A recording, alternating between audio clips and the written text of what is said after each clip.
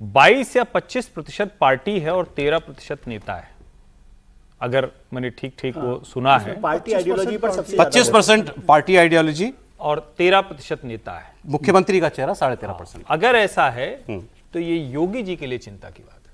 अच्छा, क्योंकि मुझे ये लग रहा था कि सीधे आएगा कि योगी यानी नेता के तौर पर 30%, 35%, 40% या 50% और फिर पार्टी।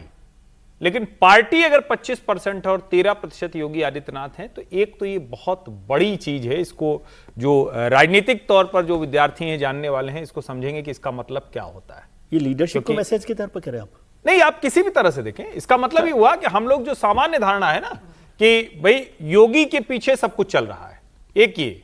दूसरा एक इसी पर आगे के जो मैंने 3-4 चीजें नहीं पढ़ी थी, क्या उनको योगी से आप सीधे जोड़ेंगे? मुझे लगता है जोड़ सकते हैं। विकास और जनहित के मुद्दों पर 22% लोग कह रहे हैं। सरकारी योजनाओं का लाभ मिलना या ना मिलना को 4% कह रहे हैं। सरकारी योजनाओं का लाभ 4%, राज्य सरकार का प्रदर्शन 4%। तो है तो ये भी मुख्यमंत्री ना फिर से आप अलग, वो ठीक बात कर रहे हैं। ये जब आप कहते हैं योजनाएं, तो योजना विकास ये तो केंद्र के हिस्से में जाता है ना, इंप्लीमेंटेशन राज्य के हिस्से में जाता है। इसको आप मतलब किसी भी तरह से देखें, मूल बात क्या है? लीडर के तौर पर मुझे ऐसा लगता था कि सर्वे में आएगा कि 30 या 40% नेता के ऊपर जा रहा है। अगर 13% नेता और 25% पार्टी, किसी भी पार्टी का हो, तो ये एक तो मुद्दा है। दूसरा, जब आप कह रहे हैं कि भाई आखिरी आपने क्या कहा था, 4% वाला कौन सा था? एक 4% बताया। हाँ, इसी में राज्य सरकार का प्रदर्शन। राज्य सरकार का प्रदर्शन, अगर राज्य सरकार का प्रदर्शन पे 4% लोग वोट कर रहे हैं तो योगी जी के लिए नए सिरे से चिंता की बात है, समीक्षा की बात है, तैयारी की बात है।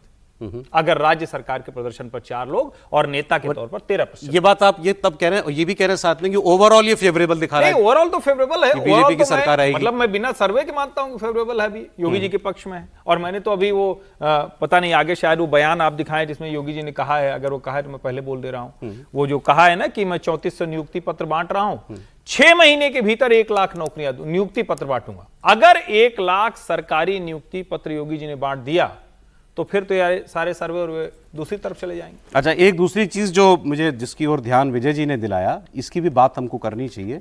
इसमें सामाजिक वर्ग, जाति और दूसरा आयु वर्ग, उनकी प्रेफरेंस क्या है? तो पहले ये देखें कि आयु वर्ग जो है वो क्या कह रहा है। 18 से 34 ये अभी भी बीजेपी के लिए बता रहे हैं कि इनके हिसाब से 18 से 24 ये बीजेपी के लिए चिंता की बात है।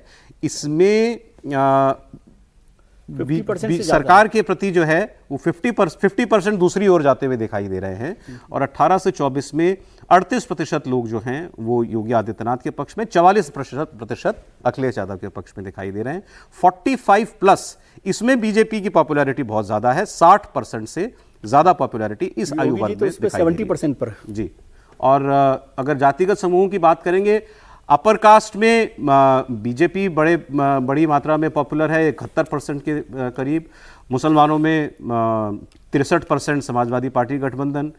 ओबीसी में यादव समाजवादी पार्टी के प्रति रुझान दिखा रहे हैं, गैर यादव ओबीसी वो भाजपा के प्रति रुझान दिखा रहे हैं। और शेड्यूल कास्ट में दिखाई दे रहा है 34% समाजवादी पार्टी और 40% भाजपा और 20% अभी भी बसपा के पक्ष में। बीएसपी के लिए अभी भी वोट वहां पर है।